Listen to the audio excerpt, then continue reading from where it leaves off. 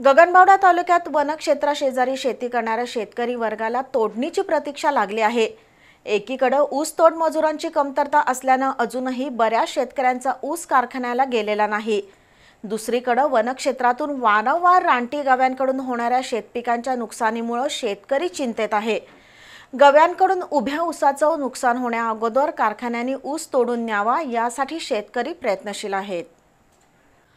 गगनबावडा तालुक्यात वन्य प्राण्यांनी मोठ्या प्रमाणात धुडगूस घालायला सुरुवात केली आहे। त्यामुळे वनक्षेत्राशेजारील ऊस पिकांचं वारंवार नुकसान होतंय।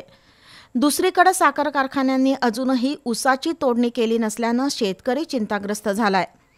कुंभी, कोदे, वेसरफ, अंडूर या प्रकल्पामुळे गगनबावडा तालुक्यात शेतीसाठी मोठ्या प्रमाणात पाण्याची सोय झाली आहे।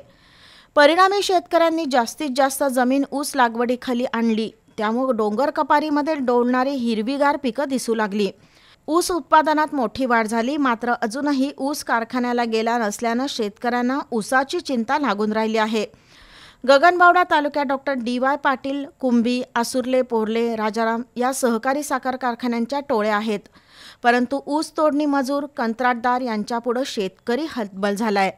मजुरांच्या कमतरतेमुळे ऊस तोडणीसाठी पडेल तो दर द्यायला शेतकरी तयार आहे। दुसरीकडे ऊस तोडणीचा निर्णय तोडणी मजुरांवर अवलंबून आहे। कंत्राटदार आणि मालक यांचंही तोडणी मजूर ऐकत नाहीत, त्यामुळे शेतकरी अक्षरशः कात्रीत सापडलाय।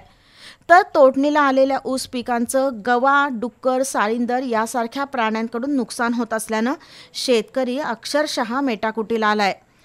साखर कारखान्यांनी वनहद्दीच्या शेजारील ऊस गाळपासाठी प्राधान्यानं तोडून न्यावा अशी मागणी शेतकऱ्यांमधून होत आहे। बी न्यूजसाठी गगनबावड्याहून चंद्रकांत पाटील।